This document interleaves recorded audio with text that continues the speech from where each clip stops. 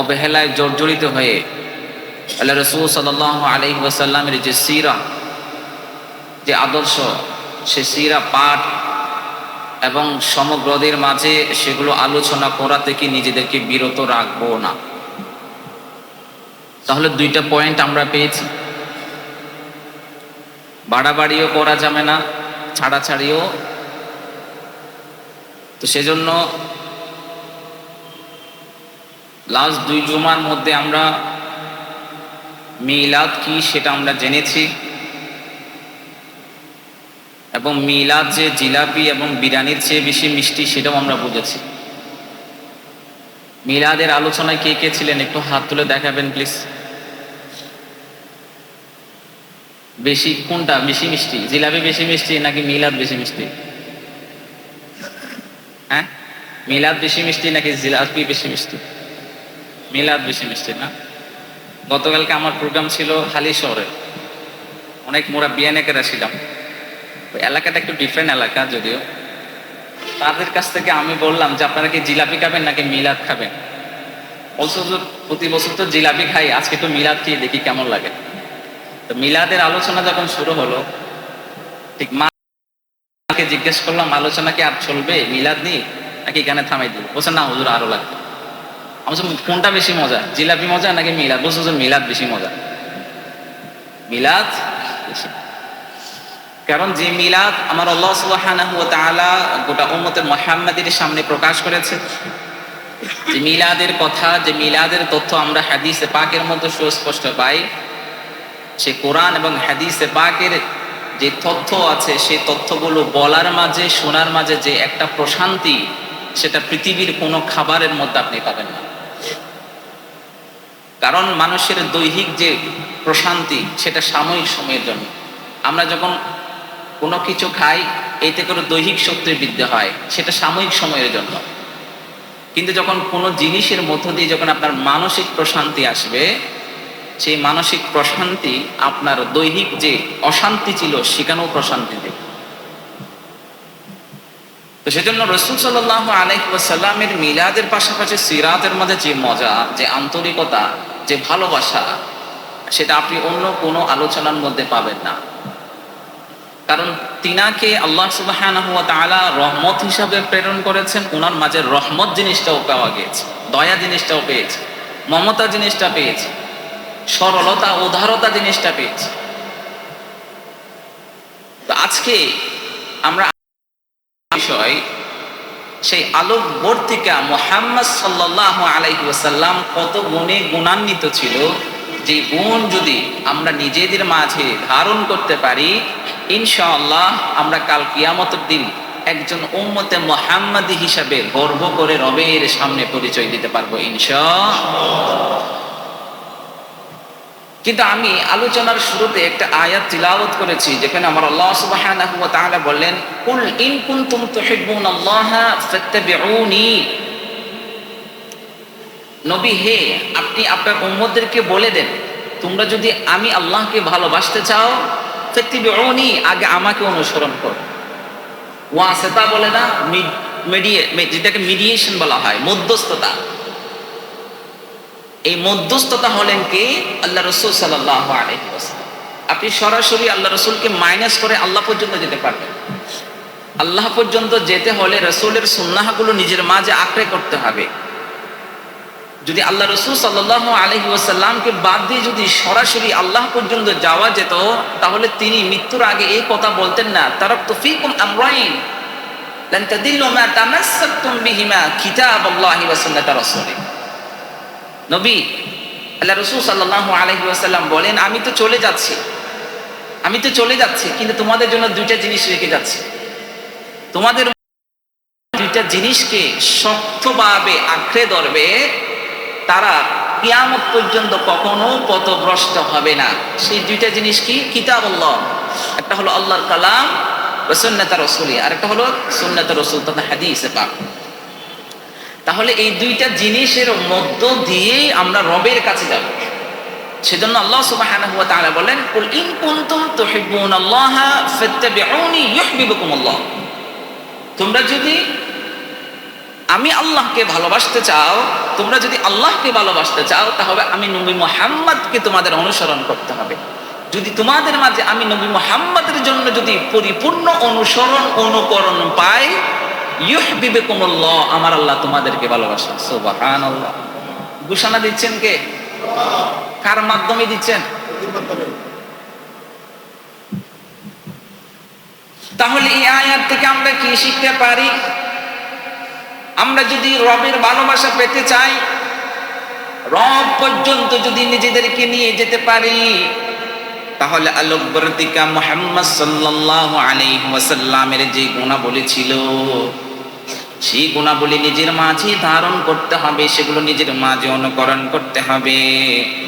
যদি কোনো ব্যক্তি আলোকবর্তিকা জনাব মুহাম্মদ মুস্তাফা সাল্লাল্লাহু আলাইহি ওয়াসাল্লামের মাঝে যে গুণাবলীগুলো ছিল সেগুলো যদি করতে পারে, সেই ব্যক্তির জন্য জান্নাতে যাওয়া একমাত্র বাধা হবে তার মৃত্যু। কারণ আমার নবী জনাব মুহাম্মদ মুস্তাফা সাল্লাল্লাহু আলাইহি ওয়াসাল্লাম কেমন ছিলেন? তিনি ছিলেন প্রজ্ঞা এবং ধৈর্যের প্রতীক। আমার আল্লাহ সুবহানাহু ওয়া তাআলা বললেন, ওয়াসবির ওয়া মা সাবারাকা ইল্লা বিল্লাহ। আল্লাহ সুবহানাহু ওয়া তাআলা তার হাবিবকে বলেন, ওহে আমার হাবিব, ওয়াসবির, আপনি ধৈর্য ধারণ করুন, ওয়া মা সাবারাকা ইল্লা বিল্লাহ, আপনার ধৈর্য হলো আল্লাহর সাহায্য ছাড়া কিছু নয়। আপনি ধৈর্য ধরবেন, আল্লাহর পক্ষ থেকে সাহায্য চলে আসবে। আল্লাহ রাসূল সাল্লাল্লাহু আলাইহি ওয়াসাল্লাম বলেন, আন আয়েশা রাদিয়াল্লাহু তাআলা আনহা قالت ما ضرب رسول الله صلى الله تعالى عليه وسلم شيئا قط بيده ولا امرأة ولا خادما। আয়েশা রাদিয়াল্লাহু তাআলা আনহা থেকে বর্ণিত, তিনি বলেন, আল্লাহ রাসূল সাল্লাল্লাহু আলাইহি ওয়াসাল্লাম কখনো নিজের হাতে কাউকে আঘাত করেন নাই, কখনো কোনো নারীকে আঘাত করেন নাই, কখনো কোনো খাদেম কিংবা গোলামকে কখনো আঘাত করেন নাই। এখান থেকে আমাদের জন্য শিক্ষা হলো কি, মানব দয়া, সরলতা, উদারতা। আমাদের ঘরের মধ্যে যে সমস্ত রক্ষীগুলো থাকে, যে সমস্ত কাজের মহিলাগুলো থাকে, কাজের মেয়েগুলো থাকে, তাদের সাথে আমরা এমন দুর্ব্যবহার করি, এমন ভাবে তাদেরকে ব্যত্রাঘাত করি, একজন মানুষ হিসাবে এটা আমাদের জন্য সবচেয়ে বড় লজ্জাজনক। কিন্তু আল্লাহ রাসূল সাল্লাল্লাহু আলাইহি ওয়াসাল্লামের পক্ষ থেকে আমাদের জন্য শিক্ষা হলো, তিনি কখনো কোনো মহিলার গায়ে হাত তোলেন নাই, তিনি কখনো কারো গায়ে হাত তোলেন নাই, কখনো কাউকে প্রহার করেন নাই, তিনি কখনো কোনো দাস কিংবা গোলামের গায়ে হাত তোলেন নাই। এখান থেকে আমাদের জন্য প্রথম শিক্ষা হলো, কারো প্রতি অত্যাচার করা যাবে না। সেজন্য আল্লাহ রাসূল সাল্লাল্লাহু আলাইহি ওয়াসাল্লাম সর্ব অবস্থায় ধৈর্য ধরেছিলেন। মক্কার কুরাইশরা যখন আল্লাহ রাসূল সাল্লাল্লাহু আলাইহি ওয়াসাল্লামের দ্বীনের দাওয়াত যখন ফিরিয়ে দিয়েছিলেন, আল্লাহ রাসূল সাল্লাল্লাহু আলাইহি ওয়াসাল্লাম শেষ বর্ষা হিসেবে তায়েফ প্রান্তে গেলেন। তায়েফবাসী যখন আল্লাহ রাসূল সাল্লাল্লাহু আলাইহি ওয়াসাল্লামকে যখন পাথর নিক্ষেপ করে রক্তাক্ত করে ফেলল, আল্লাহ রাসূল সাল্লাল্লাহু আলাইহি ওয়াসাল্লাম পর্বের পর পর্বে যখন বেহুশ হয়ে মাটির মধ্যে পড়ে রইলেন, এমন সময় পাহারাদের যেই ফেরেশতাগুলো ছিল, পাহাড়ের যে ফেরেশতাগুলো ছিল, সেই ফেরেশতারা আল্লাহ রাসূল সাল্লাল্লাহু আলাইহি ওয়াসাল্লামের কাছে ছুটে আসলেন, ইয়া রাসূলুল্লাহ, এই তায়েফবাসী আপনার সাথে কেমন আচরণ করেছে, কিভাবে প্রহার করেছে, সেই বিষয়ে আমার আল্লাহ শুনেছেন তাদের সেই কথাগুলা। আমার আল্লাহ আমাদেরকে আদেশ দিয়েছেন, আমার হাবিবের কাছে যাও, আমার হাবিব যে অর্ডার করবে সেই অর্ডার তোমরাই মানবে। ইয়া রাসূলুল্লাহ, ইয়া হাবিবাল্লাহ, আপনি অর্ডার করেন, আমরা এই তায়েফ যেটা দুই পাহাড়ের মধ্যবর্তী স্থানে আছে, দুইটি পাহাড়কে এক করে দিয়ে সেই তায়েফ শহরটাকে আমরা ধ্বংস করে দিব। কিন্তু আল্লাহ রাসূল সাল্লাল্লাহু আলাইহি ওয়াসাল্লাম বললেন, না না না, তারা ঈমান আনে নাই, কি হয়েছে, তাদের পরবর্তী জেনারেশন যারা আসবে তাদের মধ্যে হতে তো একজন হলে ঈমান আনবে। আমি যদি এই পুরা তায়েফ শহরটাকে যদি ধ্বংস করার নির্দেশ দিই, তাহলে এখান থেকে আর পরবর্তী কোনো জেনারেশন আসবে না। যদি পরবর্তী কোনো জেনারেশন না আসে, তাহলে সেই পরবর্তী জেনারেশন থেকে তাদের মধ্যে কিছু সংখ্যক লোক ঈমান আনার সৌভাগ্য হবে না। আল্লাহুম্মা হিদি কওমি ফাইন্নাহুম লা ইয়ালামুন। আল্লাহর কাছে দোয়া করলেন, ইয়া আল্লাহ, তায়েফবাসী আমাকে চিনে নাই, তায়েফবাসী আমি কে তারা সেটা বুঝতে পারে নাই। আয় আল্লাহ, তাদেরকে আমি ক্ষমা করে দিয়েছেন, আপনিও ক্ষমা করে দেন, কেন তারা বুঝেন নাই। আমার আল্লাহ সুবহানাহু ওয়া তাআলার হাবিব জনাব মুহাম্মদ মুস্তাফা সাল্লাল্লাহু আলাইহি ওয়াসাল্লাম এই জায়গার মধ্যে তিনি ধৈর্যের পরিচয় দিয়েছেন। সেজন্য আমরা বলি আল্লাহ রাসূল সাল্লাল্লাহু আলাইহি ওয়াসাল্লামের অনেকগুলো গুণ, নাম্বার গুণাবলী হলো তিনি ছিলেন ধৈর্যের প্রতীক। এই কান থেকে উম্মতে মুহাম্মাদের জন্য শিক্ষা হলো, দুনিয়ার যত ঝড়, যত বাধা বিপত্তি আসুক না কেন, যত স্বৈরাচাররা আমাদের উপর অত্যাচার করুক না কেন, যে আল্লাহ আমাকে সৃষ্টি করেছেন সেই আল্লাহর দিকে তাকিয়ে বলবো, ইয়া আল্লাহ, একমাত্র আপনার দিকে তাকিয়ে আমি ধৈর্য ধারণ করছি। এই ধৈর্যের ফলাফল একটা দিন না একটা দিন অবশ্যই আপনার কাছে পাবো। আমরা তো জানি অসংখ্য এমন অনেক পরিবার রয়েছে, অসংখ্য এমন মা রয়েছে যারা তাদের সন্তান হারিয়েছে, অসংখ্য এমন বউ রয়েছে যারা, অসংখ্য এমন স্ত্রী রয়েছে যারা তাদের স্বামীকে হারিয়েছে, অসংখ্য এমন ছেলে বা মেয়ে রয়েছে তারা তাদের বাবাকে হারিয়েছে, অসংখ্য এমন বোন রয়েছে যারা তাদের ভাইকে হারিয়েছে, কিন্তু তারা সেই অবস্থায় মজলুম ছিল, ধৈর্য ধারণ করেছিল, আল্লাহর কাছে দোয়া করেছিল। আল্লাহ তাদের দোয়া বেশি দিন কবুল না করে রাখেন নাই। একটা সময় এমন দোয়া আল্লাহর পক্ষ থেকে সেই আযাবটা এমন ভাবে আসলো, সেই সমস্ত ব্যক্তিদের স্থান এই বাংলার জমিনে হয় নাই। সেজন্য সর্ব অবস্থায় ধৈর্য ধারণ করতে হবে। ধৈর্যের প্রতীক আল্লাহ রাসূল সাল্লাল্লাহু আলাইহি ওয়াসাল্লাম যেভাবে তায়েফবাসীর প্রতি দেখিয়েছেন, এখান থেকে উম্মতে মুহাম্মাদের জন্য শিক্ষা হলো সর্ব অবস্থায় ধৈর্য ধারণ করতে হবে। কারণ যে ব্যক্তি আল্লাহর পক্ষ থেকে সেই ধৈর্যের ওসিলায় সাহায্য চলে আসবে। 2 নাম্বার, আল্লাহ রাসূল সাল্লাল্লাহু আলাইহি ওয়াসাল্লাম ছিলেন সত্যবাদিতা ও আমানতদারিতার প্রতিকৃতি। তিনি যেমন সত্যবাদী ছিলেন, তিনি তেমন আমানতদারী ছিলেন। 40 বছর পর্যন্ত তিনি কোনো নবুয়ত প্রাপ্ত হন নাই, নবুয়ত পান নাই। 40 বছর পর্যন্ত তিনি আরবের প্রত্যেকটা গোত্রের মধ্যে সকলের কাছে আল আমিন, বিশ্বস্ত একজন ব্যক্তি হিসাবে ছিলেন।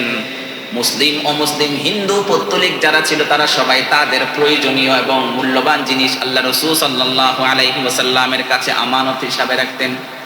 আমার রাসূল সাল্লাল্লাহু আলাইহি ওয়াসাল্লামের আমানতদারিতা এবং সত্যবাদিতা সম্পর্কে আমার আল্লাহ সুবহানাহু ওয়া তাআলা বললেন, ফাইন আমানু বিমিসলি মা আমানতুম বিহি ফাকাদ ইহতাদাউ।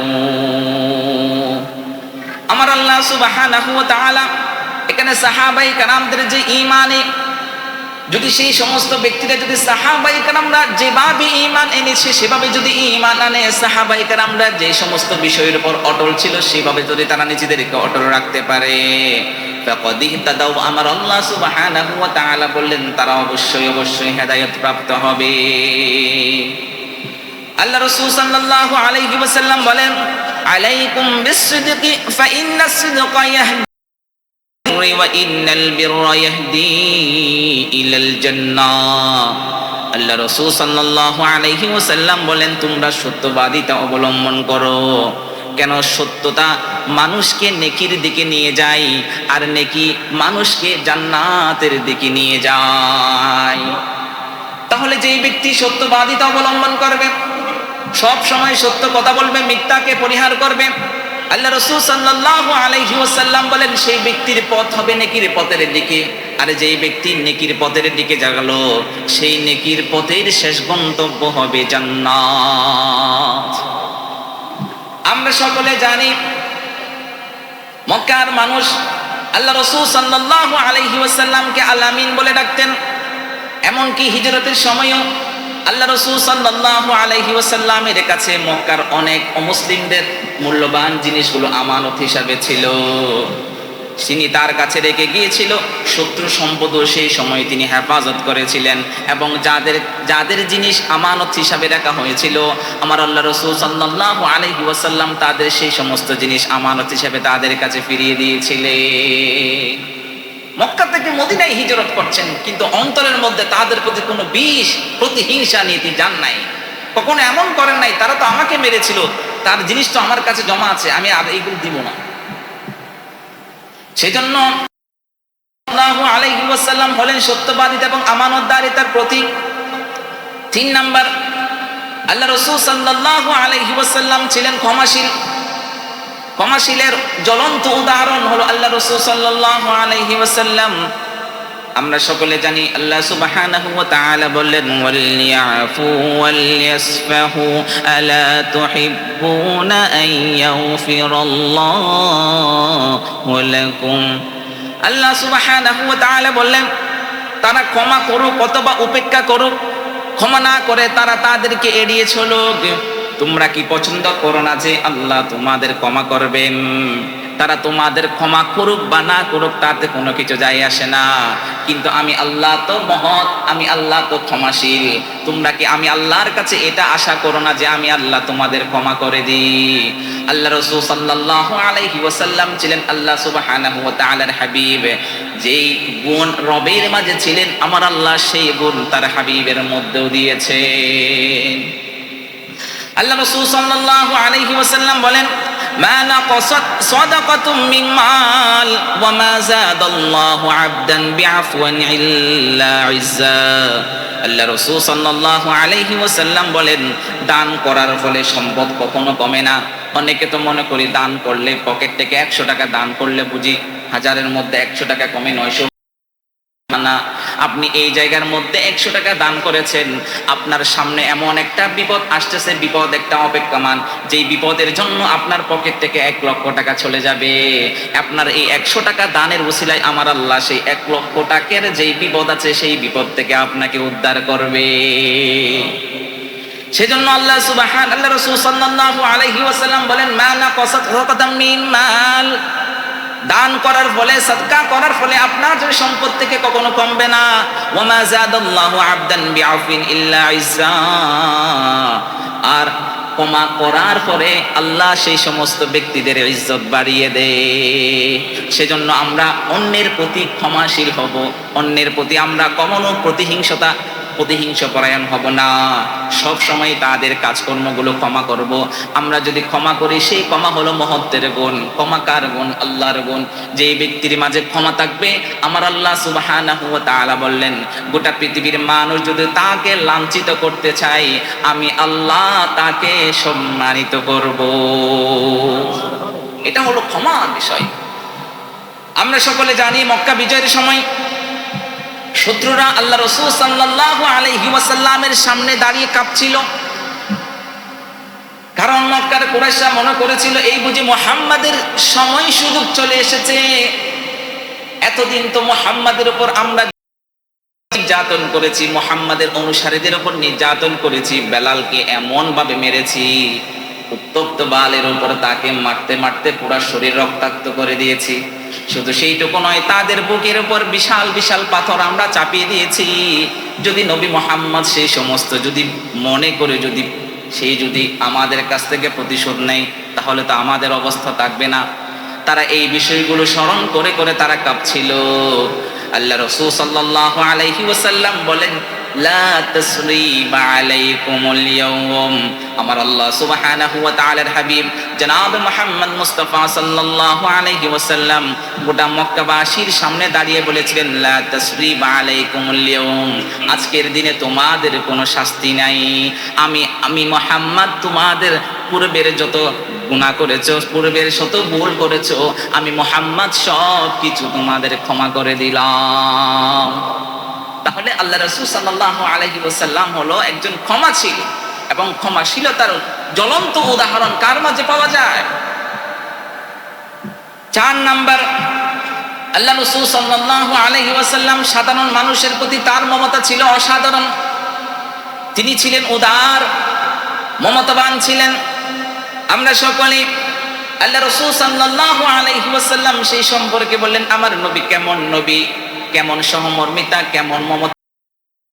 এ সম্পর্কে আমার আল্লাহ সুবহানাহু ওয়া তাআলা বললেন, লাকাদ জাআকুম রাসূলুম মিন আনফুসিকুম আজিজুন আলাইহি মা আনিতুম হারিসুন আলাইকুম বিল মুমিনিনা রাউফুর রাহিম।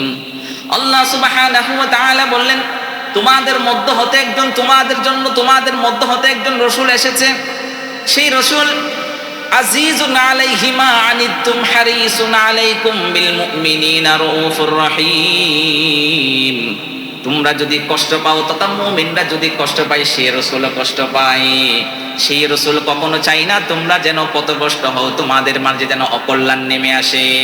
সেই রসুল সব সময় তোমাদের জন্য কল্যাণ চাই, তোমাদের জন্য রবের কাছে দোয়া করে, ইয়া আল্লাহ আমার এই উম্মত, একটা সময় তো আমি থাকবো না, আমার উম্মতরা তো আর কোনো নবী পাবে না, আমি তো সর্বশেষ নবী। পূর্বেকার প্রত্যেকটা জাতি তো একজন একজন নবী পেয়েছিল, যেই সমস্ত জাতিগুলোর জন্য তাদের নবীগুলো ছিল পথ প্রদর্শক, কিন্তু আমার মৃত্যুর পর আমার এই উম্মতদের জন্য আর কোনো পথ প্রদর্শক আসবে না, আর কোনো নবী আসবে না। পয়গম্বরের সিলসিলা সেখানে বন্ধ হয়ে যাবে, খতমে নবুয়ত সেখানে থেমে যাবে। কিন্তু ইয়া আল্লাহ, মুসা আলাইহিস সালাতু ওয়াস সালামের জাতি সেই বনু ইসরাইলের উপর আপনি যেমন আচরণ করেছেন, উম্মতে মুহাম্মাদের উপর সেই আচরণ করিয়েন না। আমার এই উম্মতে মুহাম্মাদি যদি একটা না হাজারটা যদি অপরাধ করে, আল্লাহ আপনি আসমানি গজব দিয়ে তাদেরকে ধ্বংস করে দিয়েন না। বনি ইসরাইলরা যদি কোনো জেনা করে, তার দেওয়ালের মধ্যে সে কার সাথে জেনা করেছে, সে কি কি অপরাধ করেছে, কে কি কি গুনাহ করেছে, সেটা তার দেওয়ালের মধ্যে লেগে থাকে।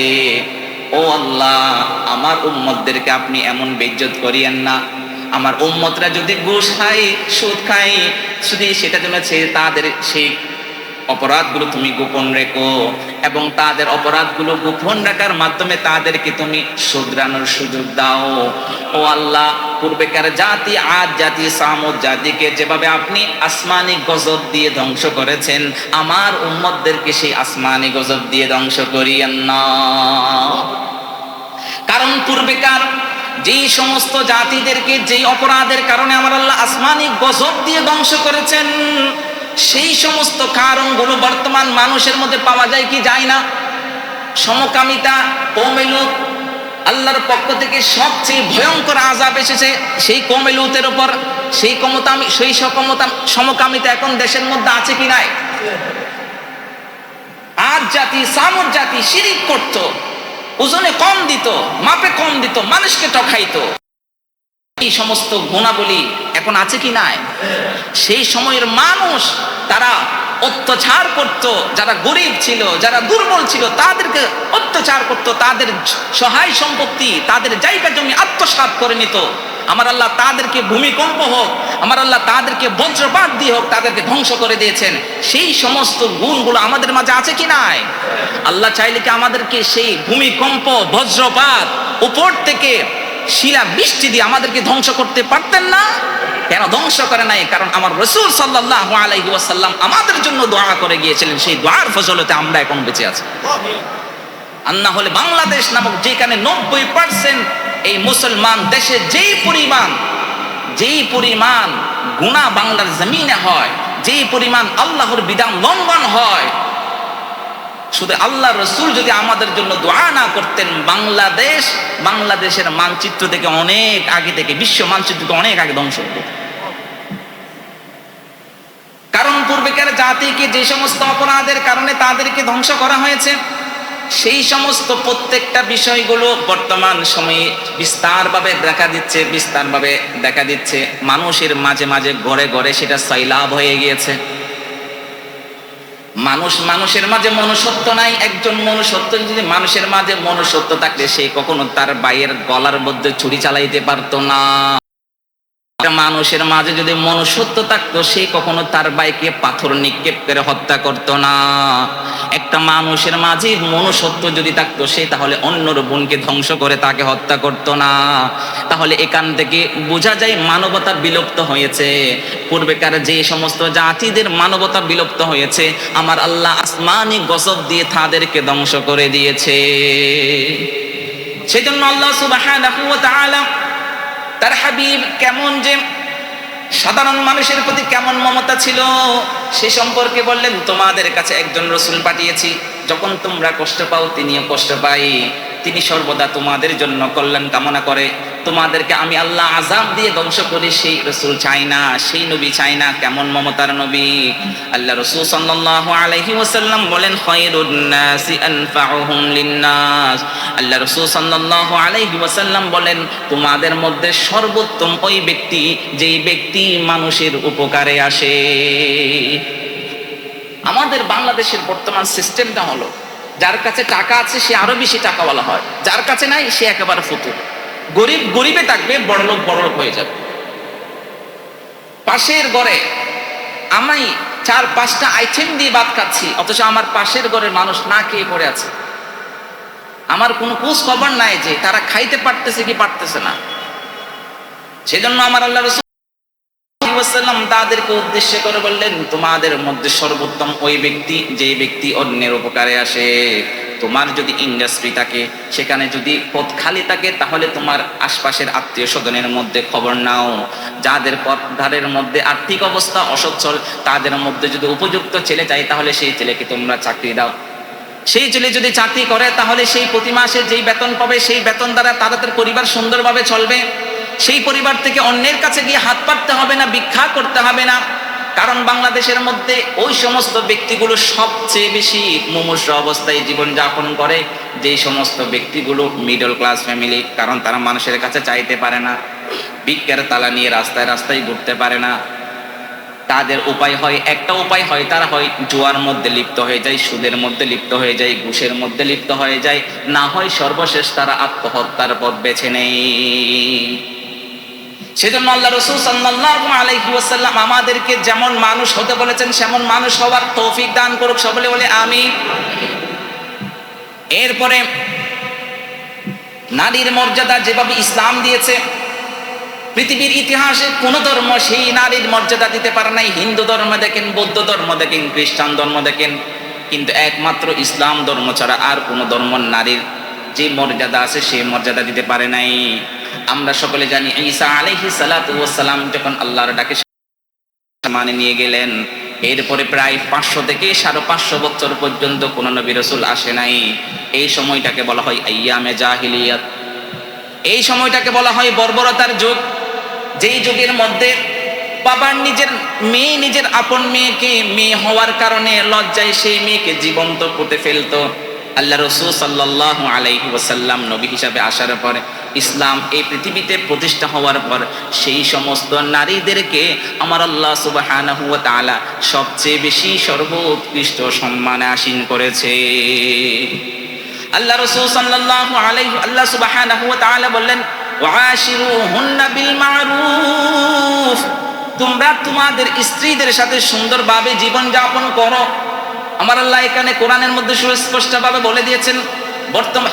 বর্তমান সময়ে অধিকাংশ পরিবারের মধ্যে আমরা দেখতে পাই স্বামী স্ত্রীর মধ্যে মিল মহাব্বত নাই। কারণ স্বামী হয় অবৈধ পথের মধ্যে নিজেকে জড়িয়ে রাখে, স্ত্রী তো এটা সহ্য করতে পারে না যে আমার স্বামী 5 টাকা আনুক, 10 টাকা আনুক, আমি চাই আমার স্বামী হালাল ভাবে ইনকাম করুক, হারাম নয়।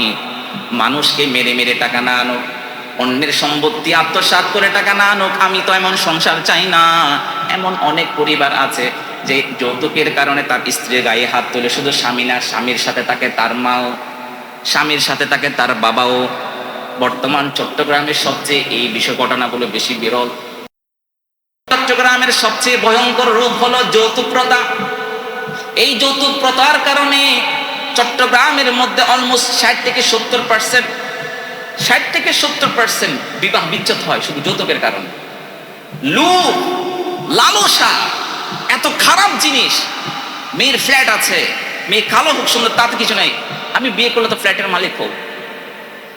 মেয়ের বাবার বিল্ডিং আছে, মেয়ে যেমন হোক সমস্যা নাই, আমি মেয়েটাকে বিয়ে করলে তো তার একটা ফ্ল্যাটের মালিক হোক, একটা বিল্ডিং এর মালিক হোক।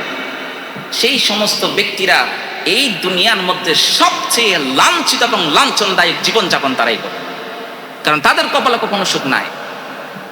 আপনার স্ত্রী আল্লাহর দেওয়া এক আমানত, সেই আমানতকে যখন আপনি ক্ষুণ্ণ করবেন, সেটার জবাব দুনিয়া এবং আখিরাতে আপনাকে অবশ্যই দিতে হবে। সেজন্য আল্লাহ সুবহানাহু ওয়া তাআলা বলেন, ওয়াশিরুহুন্না বিল মা'রুফ। তোমরা তোমাদের স্ত্রীর সাথে সুন্দরভাবে আচরণ করো, সুন্দরভাবে জীবন যাপন করো। তোমরা তোমাদের স্ত্রীর সাথে তুমি নয় আপনি করে করে কথা বলো। তুই করে করে নয়, স্ত্রীর একটা সম্মান আছে। এই স্ত্রীর কেন সম্মান? কারণ সে তার বাপ মা ভাই বোন সবাইকে ছেড়ে তোমার কাছে চলে আসছে, তার পুরো পরিবারের বিসর্জন দিয়েছে। সে না খেয়ে আসে নাই, তোমার ঘরে এসেছে মানে সে তোমার উপর বোঝা হয়ে আসে নাই। তোমাকে যেই দায়িত্ব দিয়েছে সেই দায়িত্ব মেয়ের বাবা দেয় নাই, বরং আমার আল্লাহ দিয়েছে। সে সুন্দরভাবে আচরণ করতে হবে, স্ত্রীর গায়ে হাত তোলা যাবে না, স্ত্রীকে যেমন ইচ্ছা তেমন ব্যবহার করা যাবে না। আপনি সব সময় পরকীয়ার মধ্যে লিপ্ত থাকবেন, আপনার স্ত্রী যখন আপনার সেই পরকীয়াটা দেখা দিবে আপনি যেমন ইচ্ছা তেমন মারবেন, না না না। আপনি কয় বছর পরকীয়া করবেন? আপনার যৌবন যখন শেষ হয়ে যাবে সেই সময় যদি আফসোস করেন আর কোনো কাজে আসবে না। সেজন্য সময় থাকতে স্ত্রীদের মূল্যায়ন করুন। আর সেই সমস্ত স্ত্রী যারা দুনিয়ার প্রতি লোভ হয়ে, যারা দুনিয়াদারি দিনের প্রতি নিজের জীবনটাকে দূরে সরিয়ে দুনিয়ার প্রতি লোভ হয়ে স্বামীর প্রতি অত্যাচার করে, সেই সমস্ত স্ত্রীদের জন্য জাহান্নাম ফরজ হয়ে যায়। সেই জন্য স্বামী স্ত্রীর মাঝে সবচেয়ে সুন্দর সম্পর্ক হলো একজন অপরজনকে বোঝা, একজন অপরজনকে আল্লাহর জন্য মহাব্বত করা। একজন অপরজনের সকল চাওয়া পাওয়াগুলো একমাত্র আল্লাহর জন্য হবে। যদি তাদের মাঝে সব কিছু যদি একমাত্র আল্লাহর সন্তুষ্টির জন্য হয়, আমার আল্লাহ তাদের উভয়ের মাঝে এমন এক আধ্যাত্মিক প্রশান্তি দিবে, পৃথিবীর সব কিছু উল্টে যাবে, কিন্তু তাদের দুইজনের সম্পর্ক কখনো বিচ্ছেদ হবে না। আমরা সকলে আবুল কাসেম নামে এক সাহাবী ছিল। আল্লাহ রাসূল সাল্লাল্লাহু আলাইহি ওয়াসাল্লাম যখন হিজরত করে যখন চলে যাচ্ছিলেন, সেই হিজরত করে চলে যাওয়ার পরে সেই আবুল কাসেম বলল, আমার রাসূল সাল্লাল্লাহু আলাইহি ওয়াসাল্লাম হিজরত করে এই দেশ থেকে মক্কা যাচ্ছে। বিবির কাছে আসলো, ও বিবি, আল্লাহ রাসূল সাল্লাল্লাহু আলাইহি ওয়াসাল্লাম হিজরত করে মক্কা থেকে মদিনায় চলে যাচ্ছে, আমি আর বেশিক্ষণ থাকতে পারবো না, তুমি যদি চাও তাহলে তুমি আমার সাথে আসতে পারো। বিবি বলল, সমস্যা নাই, চলেন আমরা একসাথে চলে যাই। আবু সালমা রাদিয়াল্লাহু তাআলা আনহু যখন বিবিকে বলল, চলো আল্লাহ রাসূল সাল্লাল্লাহু আলাইহি ওয়াসাল্লাম হিজরত করে মক্কা থেকে মদিনায় যাচ্ছে, তুমি আমার স্ত্রী, তুমি চাইলে তুমি যদি সত্যিকার আমাকে ভালোবাসো চলো চলো আমরাও মদিনায় হিজরত করি। কারণ যে ঝড়ের মধ্যে আল্লাহ রাসূল থাকবে না, সেই ঝড়ের মধ্যে আবু সালমা থাকবে না। এই কথা বলার পরে স্ত্রী এবং তার সন্তানও রাজি হয়ে যায়। প্রতিপক্ষ তাদের মধ্যে আটকায়, তার সেই মেয়ের বাবা মেয়ের ভাইরা আটকায় ফেলে, ও আবু সালমা তুমি যেদিকে যাও যাও, কিন্তু আমার মেয়েকে তোমাকে দিব না। আবু সালমা থেকে তার স্ত্রীকে কেড়ে নিয়ে স্ত্রীকে তার বাপের বাড়ির মধ্যে বন্দি করে রাখলো, তার সন্তানকেও বন্দি করে রাখলো। আর আবু সালমা সেই সমস্ত স্ত্রীদেরকে ছেড়ে একমাত্র রাসূলের প্রতি ভালোবাসা প্রদর্শন করে তিনি মক্কা থেকে মদিনায় চলে গেলেন। মদিনায় চলে যাওয়ার পর আল্লাহ রাসূল সাল্লাল্লাহু আলাইহি ওয়াসাল্লামকে বললেন, ইয়া আল্লাহ রাসূল, ইয়া রাসূলুল্লাহ, ইয়া হাবিবাল্লাহ, আপনাকে অনেক বেশি মহব্বত করি, আপনাকে অনেক বেশি ভালোবাসি। আপনার প্রতি ভালোবাসা প্রদর্শন করতে গিয়ে মক্কার মধ্যে আমি আমার স্ত্রী সন্তানদেরকে ফেলে আসছি। আল্লাহ সুবহানাহু ওয়া তাআলার হাবিব জনাব মুহাম্মদ মুস্তাফা সাল্লাল্লাহু আলাইহি ওয়াসাল্লাম বলেন, ও আবু সালমা, তোমার আর জান্নাতের মধ্যে দূরত্ব হলো তোমার মৃত্যু। তোমার যদি মৃত্যু হয় সাথে সাথে আমার আল্লাহ এই কুরবানির কারণে তোমাকে জান্নাত দিবে। অপরদিকে স্ত্রী অস্থির হয়ে আছে, সে তার স্বামীর কাছে ছুটে যেতে চায়। একবার সুযোগ আসলো, সেই সুযোগে স্ত্রী এবং তার সন্তান নিয়ে সেই মদিনার উদ্দেশ্যে রওনা দিল। উম্মে সালমা যখন তার সন্তান নিয়ে যখন মদিনার উদ্দেশ্যে রওনা দিল, সারা রাত সেই যাত্রা হাঁটলো। যখন ফজর হলো, ফজরের সময় সেই মদিনার মধ্যে পৌঁছালো। ফজরের নামাজের পর একটা এলান আসলো, আসসালাতু আলাল মাইয়িত, আসসালাতু আলাল মাইয়িত, নামাজের পরে জানাজা হবে, নামাজের পরে জানাজা হবে। এদিকে উম্মে সালমা আবু সালমা রাদিয়াল্লাহু তাআলা উম্মে সালমা রাদিয়াল্লাহু তাআলা আনহা জানেন না আসলে কার জানাজা হবে। কিছুক্ষণ পরে শুনতে পেল এই সেই ব্যক্তি, যেই ব্যক্তি রাসূলের মুহাব্বতের জন্য মক্কা থেকে তার স্ত্রী সন্তানকে ছেড়ে মক্কা মদিনায় চলে আসলেন, সেই আবু সালমা। আবু সালমার মৃত্যুর কথা শোনার পর স্ত্রী অবাক হয়ে গেল, হায় রে আবু সালমা, তুমি তো আমাকে ফেলে চলে গিয়েছিল। অত সেই আবু সালমাকে স্ত্রী বলেছিল, ও আবু সালমা, ও আবু সালমা, যদি আমার মৃত্যু যদি তোমার আগে হয়ে যায় তাহলে আমার পরে তুমি কি? আবু সালমা বলেছিল, তুমি কি এটা আশা করো যে আমার মৃত্যুর পর যে আমি আরেকটা বিবাহ করি? উম্মে সালমা বলেন, না না, আমি তোমাকে এত বেশি মহাব্বত করি, এত বেশি ভালোবাসি, আমি চাই না আমার মৃত্যুর পর তুমি আরেকটা বিয়ে করো। কিন্তু আবু সালমা রাদিয়াল্লাহু তাআলা আনহু তার স্ত্রীকে বললেন, ও স্ত্রী, শোনো শোনো, যদি কোনো কারণে যদি আমার মৃত্যু তোমার আগে হয়ে যায়, আমি আল্লাহর কাছে এই দোয়া করে যাবো, ইয়া আল্লাহ, আমার মৃত্যুর পর আমার স্ত্রীর জন্য এমন এক উত্তম সঙ্গী দিন, যাতে করে আমার স্ত্রী মৃত্যু পর্যন্ত কোনো ধরনের কষ্টের সম্মুখীন না হয়। উম্মে সালমা রাদিয়াল্লাহু তাআলা আনহু সেই কথা স্মরণ করতে করতে কান্না করা শুরু করলেন। ও আবু সালমা, তুমি আমাকে ফেলে আমার আগে চলে গেলে, আমি এখন কাকে নিয়ে থাকবো?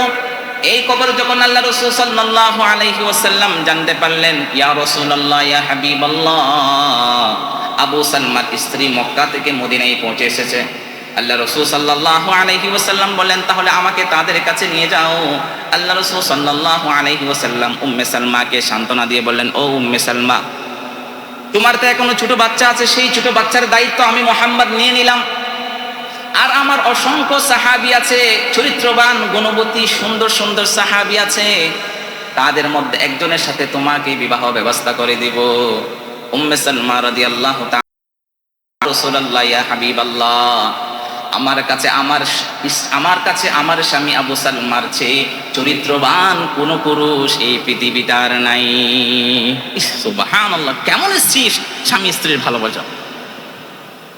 আল্লাহ রাসূল সাল্লাল্লাহু আলাইহি ওয়াসাল্লামকে যখন এমন উত্তর দিলেন, সাথে সাথে আমার আল্লাহ জিবরাইল আমিনকে পাঠিয়ে দিলেন, ও জিবরাইল, আমার হাবিবের কাছে গিয়ে বলো, ইয়া রাসূলুল্লাহ, ইয়া হাবিবাল্লাহ, আল্লাহর পক্ষ থেকে এলান এসেছে, এই উম্মে সালমাকে আপনি বিবাহ করবেন। সুবহানাল্লাহ। যেই স্ত্রী স্বামীর প্রতি অগাধ ভালোবাসার কারণে, যেই স্ত্রী স্বামীর প্রতি এত বেশি পরিপূর্ণ আস্থা এবং বিশ্বাস ছিল, যেই স্ত্রী স্বীকৃতি দিয়েছে আমার স্বামীর চেয়ে চরিত্রবান এই পৃথিবীতে আর কেউ নাই, সুতরাং আমি স্বামীর চেয়ে জগতে চরিত্রবান আর কোনো ছেলে নাই, তাই আমি আর কাউকে বিবাহ করতে রাজি না। আমার আল্লাহ বলেন, তোমার স্বামীর চেয়ে আরো একজন চরিত্রবান এই পৃথিবীতে আছে, ওয়া ইন্নাকা লাআলা খুলুকিন আযীম, যার চরিত্র হলো সর্বোচ্চ সর্বমর্যাদাপূর্ণ, সেই চরিত্রবান লোক হলো আমার হাবিব জনাব মুহাম্মদ মুস্তাফা সাল্লাল্লাহু আলাইহি ওয়াসাল্লাম। ও উম্মে সালমা, আমি আল্লাহ তোমাকে হতাশ করব না, তোমার হাজবেন্ড আবু সালমাকে উঠিয়ে নিয়েছি, আর তোমার জন্য উত্তম সঙ্গী হিসাবে আমি আমার হাবিবকে তোমাকে দিয়ে দিলাম। তাহলে ভালোবাসা হতে, স্বামী স্ত্রীর ভালোবাসাগুলো এমন হবে, সেজন্য আল্লাহ সুবহানাহু ওয়া তাআলা সব সময় বলেন, লাকাদ কানা লাকুম ফি রাসূলিল্লাহি উসওয়াতুন হাসানা। আল্লাহ সুবহানাহু ওয়া তাআলা বললেন, তোমাদের জন্য রাসূল সাল্লাল্লাহু আলাইহি ওয়াসাল্লামের জীবন আদর্শের মধ্যে রয়েছে, আল্লাহ রাসূল সাল্লাল্লাহু আলাইহি ওয়াসাল্লামের চরিত্রের মধ্যে রয়েছে উত্তম আদর্শ। কারণ যেই নবীকে আমি আল্লাহ এই পৃথিবীতে প্রেরণ করেছি, সেই নবী যেমন তেমন নবী নয়। পৃথিবীতে অসংখ্য কিতাব রয়েছে, অসংখ্য বই রয়েছে, যেই অসংখ্য কিতাব বইয়ের মধ্যে এই পৃথিবীতে যত ব্যক্তি আছে তাদের জীবনীগুলো সংক্ষিপ্ত আকারে লেখানো হয়েছে। কোন ব্যক্তির নাম লিখেছে, সেই কোথায় পড়াশোনা করেছে সেটুকু লেখা আছে, বা সে কোন গ্রামে তাকে সেটুকু লেখা আছে। পৃথিবীতে এমন কোনো বই কিংবা কিতাব আপনারা খুঁজে পাবেন না যেই বই কিংবা কিতাবের মধ্যে সেই লেখক সম্পর্কে, তার চুল কেমন, তার শরীর কেমন, তার শাশুড়ি তার শ্বশুর কেমন, তার জামাতা কেমন, এই সম্পর্কে বিস্তারিত আলোচনা আছে। এমন কোন কিতাব বই আপনারা পৃথিবীতে খুঁজে পাবেন না। কিন্তু আমার আল্লাহ সুবহানাহু ওয়া তাআলা বললেন, ওয়া নাযালনা আলাইকাল কিতাবা তিবয়ানাল লিকুল্লি শাই। ওহে আমার হাবিব, আপনার নিকট আমি এমন একখানা কিতাব প্রেরণ করেছি, যেই কিতাবের মধ্যে এই পৃথিবীর যত মানুষের যত সমস্যা, যত প্রশ্ন আছে, প্রত্যেকটা প্রশ্নের উত্তর এই কিতাব সুস্পষ্টভাবে দিবে। যদি সেই কিতাব থেকে যদি আপনার সম্পর্কে যদি কেউ জানতে চাই, সেই সম্পর্কে আমার এই কোরআন সুস্পষ্টভাবে কোরআন দিবে, সুস্পষ্টভাবে উত্তর দিবে। আমরা যদি সেই কোরআন থেকে যদি আল্লাহ রাসূল সাল্লাল্লাহু আলাইহি ওয়াসাল্লাম সম্পর্কে জানতে চাই, যদি কোরআনকে জিজ্ঞাসা করি, ও কোরআন, আমার নবী যে শহরে জন্মগ্রহণ করেছে সেই শহর সম্পর্কে তুমি কিছু জানো কি? কোরআন বলে যে অবশ্যই জানি। লা উকসিমু বিহাদাল বালাদ ওয়া আনতা হিল্লুম বিহাদাল বালাদ ওয়া ওয়ালিদিন ওয়া মা ওয়ালাদ। যদি কোরআন থেকে জানতে চাই, ও কোরআন, আমার নবী যে শহরে জন্মগ্রহণ করেছিল সেই শহরটা কেমন ছিল, সেই শহরকে তুমি জানো? কোরআন বলে যে অবশ্যই জানি। ওয়াত্তিন ওয়াজ্জাইতুন ওয়া তুর সিনিন ওয়া হাদাল বালাদিল আমিন। যদি কোরআন থেকে জানতে চাই, ও কোরআন, আমার নবীর চেহারা মুবারক এবং চুল মুবারক কেমন সেই সম্পর্কে তুমি কিছু জানো কি? কোরআন বলে যে অবশ্যই জানি। ওয়াদ-দুহা ওয়াল-লাইলি ইযা সাজা। যদি কোরআন থেকে জিজ্ঞাসা করা হয়, ও কোরআন, আমার নবীর সিনা মুবারক সম্পর্কে তুমি কিছু জানো কি? কোরআন বলে তো অবশ্যই জানি। আলাম নাশরাহ লাকা সাদরাক ওয়া ওয়াদা'না আনকা বিযরাক আল্লাযী আনকাদা যাহরাক। যদি কোরআন থেকে জানতে চাই, ও কোরআন, আমার নবীর ডান হাত সম্পর্কে তুমি কিছু জানো কি? কোরআন বলে যে অবশ্যই জানি। ওয়া মা রামাই ওয়ালাকিন্নাল্লাহা রামা। এরপরে যদি কোরআন থেকে জিজ্ঞাসা করা হয়, ও কোরআন, আমার নবীর বাম হাত সম্পর্কে তুমি কিছু জানো কি? কোরআন বলে তো অবশ্যই জানি। লাকাদ রাদিয়াল্লাহু আনিল মুমিনিনা ইয ইউবাইউনাকা তাহতাশ শাজারা। এরপরে যদি কোরআন থেকে জিজ্ঞাসা করা হয়, ও কোরআন, আমার নবী যে কথা বলতেন সে সম্পর্কে তুমি কিছু জানো কি? কোরআন বলে তো অবশ্যই জানি। ওয়া মা ইয়ানতিকু আনিল হাওয়া ইন হুয়া ইল্লা ওয়াহয়ুন ইউহা। এরপরে যদি কোরআন থেকে জিজ্ঞাসা করা হয়, ও কোরআন, আমার নবী যে মাঝে মাঝে চোখ থাকতেন সে সম্পর্কে তুমি কিছু জানো কি? কোরআন বলে তো অবশ্যই জানি। ওয়ালাউ আলকা মাআযিরা লা তুহাররিক বিহি লিসানাকা লিতাআজালা বি ইন্না আলাইনা জামাআহু ওয়া কুরআনা। এরপরে যদি কোরআন থেকে জিজ্ঞাসা করা হয়, ও কোরআন, আমার নবীকে যে আমার আল্লাহ বলেছিলেন, ও নবী, আপনি আবার মক্কার অলিগলিতে দাওয়াত দেন সে সম্পর্কে তুমি কিছু জানো কি? কোরআন বলে তো অবশ্যই জানি। ইয়া আইয়ুহার রাসূলু বাল্লিগ মা উনজিলা ইলাইকা মির রাব্বিক। এরপরে যদি কোরআন থেকে জিজ্ঞাসা করা হয়, ও কোরআন, আমার নবী যে মক্কার অলিগলিতে সবাইকে যে দ্বীনের দাওয়াত দিতেন, সেই মক্কার অলিগলির মানুষগুলো আমার নবীকে যে তারা পাগল বলে বলে ডাকতেন সে সম্পর্কে তুমি কিছু জানো কি? কোরআন বলে তো অবশ্যই জানি। وقالوا يا أيها الذي نزل عليه الذكر إنك لمجنون। মক্কার কুরাইশরা যখন আমার নবী আমার আল্লাহ সহ্য করতে পারতেন না, উপর থেকে উত্তর পাঠিয়ে দিলেন, সে সম্পর্কে তুমি কিছু জানো কি? কোরআন বলে যে অবশ্যই জানি। নুন ওয়াল কলামি ওয়া মা ইয়াসতুরুন মা আনতা বিনিআমাতি রাব্বিকা বিমাজনুন। এরপরে যদি কোরআন থেকে জিজ্ঞাসা করা হয়, ও কোরআন, আমার আল্লাহ তার হাবিবকে মাঝে মাঝে কিছু ভালোবেসে কিছু নাম ধরে ডাকেন সে সম্পর্কে তুমি কিছু জানো কি? কোরআন বলে তো অবশ্যই জানি। আমার আল্লাহ তার হাবিবকে মাঝে মাঝে ইয়াসিন বলে ডাকে, মাঝে মাঝে তাহা বলে ডাকে, মাঝে মাঝে নাজির বলে ডাকে, মাঝে মাঝে বশির বলে ডাকে, মাঝে মাঝে মুহাম্মদ বলে ডাকে, মাঝে মাঝে আহমদ বলে ডাকে। এরপরে যদি কোরআন থেকে জিজ্ঞাসা করা হয়, ও কোরআন, আমার নবী যে জামা পরে সেই জামা সম্পর্কে তুমি কিছু জানো কি? কোরআন বলে তো অবশ্যই জানি। ইয়া আইয়ুহাল মুযাম্মিলু কুমিল লাইলা ইল্লা কালিলা নিসফাহু আও ইনকুস মিনহু কালিলা। এরপরে যদি কোরআন থেকে জিজ্ঞাসা করা হয়, ও কোরআন, আমার নবী যে মাঝে মাঝে পাতলা কাপড় পরতেন সে সম্পর্কে তুমি কিছু জানো কি? কোরআন বলে যে অবশ্যই জানি। ইয়া আইয়ুহাল মুদ্দাসসির কুম ফাআনজির ওয়া রাব্বাকা ফাকাব্বির ওয়া সিয়াবাকা ফাতাহহির। এরপরে যদি কোরআন থেকে জিজ্ঞাসা করা হয়, ও কোরআন, আমার নবীর দুইজন জামাতা, দুইজন শ্বশুর আছে সেই সম্পর্কে তুমি কিছু জানো কি? কোরআন বলে তো অবশ্যই জানি। মুহাম্মাদুর রাসূলুল্লাহ আল্লাযীনা মাআহু, আবু বকর সম্পর্কে জানি। আশিদ্দাউ আলাল কুফার, ওমর রাদিয়াল্লাহু তাআলা আনহু সম্পর্কে জানি। রুহামাউ বাইনাহুম তারাহুম, উসমান রাদিয়াল্লাহু তাআলা আনহু সম্পর্কে জানি। তারাহুম রুকআন সুজদান ইয়াবতাগুনা ফাদলাম মিনাল্লাহি ওয়া রিদওয়ানা। আলী রাদিয়াল্লাহু তাআলা আনহু সম্পর্কে জানি। যদি এরপরে যদি কোরআন থেকে জিজ্ঞাসা করা হয়, ও কোরআন, তোমাকে কোন মাসে অবতীর্ণ করা হয় সে সম্পর্কে তুমি কিছু জানো কি? কোরআন বলে তো অবশ্যই জানি। শাহরু রমাদান আল্লাযী উনজিলা ফীহিল কুরআন। এরপরে এরপরে যদি কোরআন থেকে জিজ্ঞাসা করা হয়, জানলাম তুমি রমজান মাসে অবতীর্ণ হয়েছো, কিন্তু রমজান মাসের কোন দিনে কোন রাতে অবতীর্ণ হয়েছে সে সম্পর্কে তুমি কিছু জানো কি? কোরআন বলে দাও অবশ্যই জানি, ইন্না আনজালনাহু ফি লাইলাতুল কদর। এরপরে যদি কোরআন থেকে জিজ্ঞাসা করা হয়, ও কোরআন, তোমাকে আমার আল্লাহ তার হাবিবের উপর কি উদ্দেশ্যে প্রেরণ করেছে সে সম্পর্কে তুমি কিছু জানো কি? কোরআন বলে দাও অবশ্যই জানি, কিতাবুন আনজালনাহু ইলাইকা লিতুখরিজান নাস মিনাজ-যুলুমাতি ইলান নূর।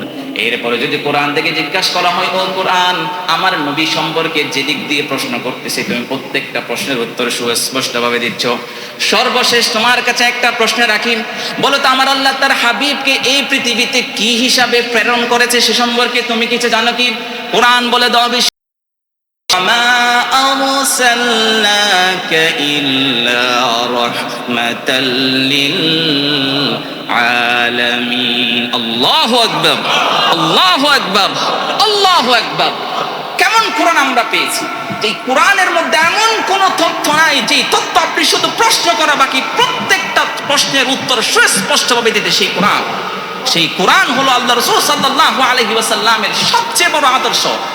আম্মা জান আয়েশা রাদিয়াল্লাহু তাআলা আনহা থেকে জিজ্ঞেস করেছিলেন, আম্মা জান, আল্লাহ রাসূল সাল্লাল্লাহু আলাইহি ওয়াসাল্লামের চরিত্র সম্পর্কে আমাদেরকে কিছু বলেন। আম্মা জান আয়েশা রাদিয়াল্লাহু তাআলা আনহা বললেন, তোমরা কি কোরআন পড়ে দেখো না? কানা খুলুকুহু আল কোরআন, এই পুরো কোরআনটাই হলো তোমার নবীর চরিত্র। সুবহানাল্লাহ। তাহলে যদি কেউ যদি নবীর চরিত্রে, নবীর আদর্শে নিজে যদি আদর্শবান হতে চায়, তাহলে কোরআন হাতে নিতে হবে। এই কোরআন যে আল্লাহ আমাদেরকে সৃষ্টি করেছেন, যে আল্লাহ আপনাকে সৃষ্টি করেছেন, যে আল্লাহ এই নবমণ্ডল ভূমণ্ডল সবকিছু সৃষ্টি করেছেন, এই নবমণ্ডল ভূমণ্ডল কিভাবে পরিচালনা করতে হয় সেটার আইন আমার আল্লাহ সৃষ্টি করে দিয়েছেন।